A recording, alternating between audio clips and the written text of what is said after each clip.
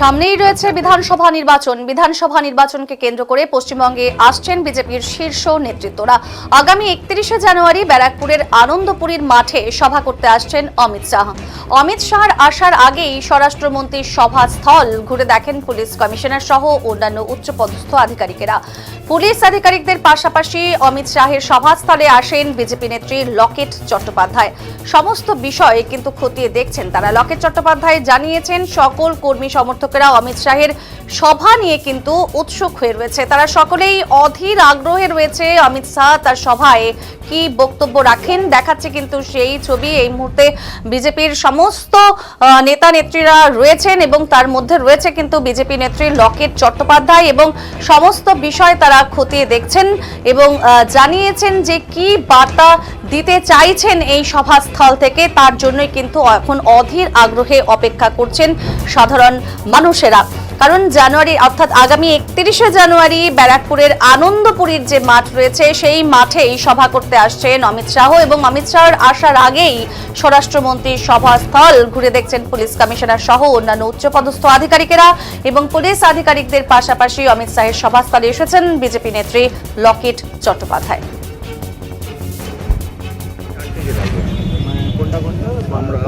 बैराकपुर Barasat total 24 परगनाते हमारे 4 जो लोकसभा 24 परगना बोनगा आसছে और आपका कोई सजेशन यहाँ पर बात कर रहे हैं, कोई अगर प्रॉब्लम होगा तो बताइएगा। हाँ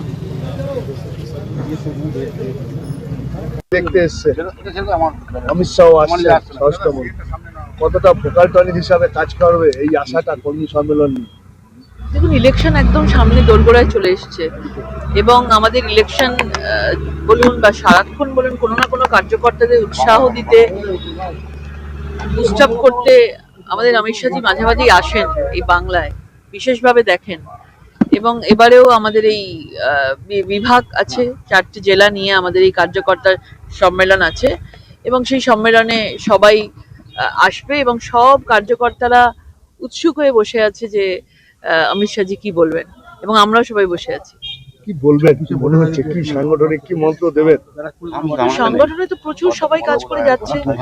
আমাদের মানে লাস্ট তৃণমূল সরকারকে অন্যায়ের বিরুদ্ধে যে প্রতিবাদ ভারতীয় জনতা পার্টি করেছে, রাস্তায় নেমে করেছে, 365 দিন কাজ করেছে এবং এখনো করে যাচ্ছে। এবং অমিত শাহজি মাঝে মাঝেই আসেন এবং মাঝে মাঝেই আমাদের কার্যকর্তাদের সেই মার্গদর্শন করিয়ে যান, সেই পথ দেখান এবং যেভাবে বলবেন আমরা সেই পথেই চলবো। আমরা শিল্পাঞ্চলের জন্য কোনো বার্তা আছে? নিশ্চয়ই। দেখুন, ভারতীয় জনতা পার্টি মানেই তো ইন্ডাস্ট্রি। আপনি গুজরাট দেখুন, আপনি উত্তরপ্রদেশ দেখুন, আজকে বিহার দেখুন, বিহার জেতার পরে বিহারের কত পরিবর্তন এসেছে, মধ্যপ্রদেশ দেখুন। তো আমাদের বাংলাতেও সেটা করতে চাইছেন এবং আমাদের এই ব্যারাকপুর বলুন, এই দিক শিল্পাঞ্চলগুলো বলুন, তো একদম তো একটার পর একটা ইন্ডাস্ট্রি বন্ধ হয়ে গেছে, জুট কারখানাগুলো বন্ধ হয়ে গেছে, কলকারখানাগুলো পুরো বন্ধ হয়ে গেছে। ইউনিয়নবাজি থেকে শুরু করে বিভিন্ন ধরনের রাজনৈতিক ভাবে তাদেরকে মানে তাদের আজকে কাজ নেই এবং এইসব জায়গাগুলোতে আমরা চাই যে ভারতীয় জনতা পার্টি, আমরা বারবারই বলেছি, সরকার এলেই তবে আমরা এগুলো করতে পারবো।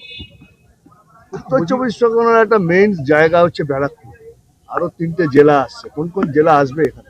এখানে বারাসাত, বনগাঁ, বসিরহাট। একসময় এখানে দখলে ছিল আপনাদের, বনগাঁও দখলে আছে কিছুটা বিধানসভা। বলছি কি মনে হয় এবার কি এই অমিত শাহতে আসাতে কিছু ভোকাল টনিক হিসাবে অক্সিজেন হিসাবে বাড়তি? অমিত শাহজি আসাতে হবে এরকম কিছু নেই, উনি সবসময়তেই আসেন এবং আমাদের বিধায়ক যারা রয়েছেন, আমাদের কার্যকর্তারা যারা রয়েছেন, তারা মানে তাদের সেই উৎসাহ রয়েছে, সেই উদ্দীপনা রয়েছে এবং আমরা নিশ্চিত যে এবারে মানুষ একদম রেডি আছে। 2021-এর তুলনায় 2026-এ মানুষ অনেক বেশি রেডি এবং দেখছেন বিভিন্ন জায়গায় মন্ত্রীরা যাচ্ছে, তাদেরকে গো ব্যাক স্লোগান দেওয়া হচ্ছে। মানুষ একদম সেই ভয়টা মানুষের চলে গেছে। আজকে আপনার আশা? আজকে আসা যে আমাদের সব ব্যবস্থাপনা চলছে, সেই জন্যই আসা, দেখভাল করছে। আরেকটা কোশ্চেন আছে, 1 তারিখে মমতা ব্যানার্জি আর অভিষেক ব্যানার্জি দিল্লি যাচ্ছে, মুখ্য নির্বাচন দেখতে এসছে অমিত শাহ আসছে। आपका कोई सजेशन यहाँ पर? 4টাই জেলাই আসছে। 4 জেলায় बैराकपुर आसছে बारासात टोटल 24 परगनाते हमारे 4 जो लोकसभा 24 परगना बोनगा आसছে और बसिरहाट आसছে।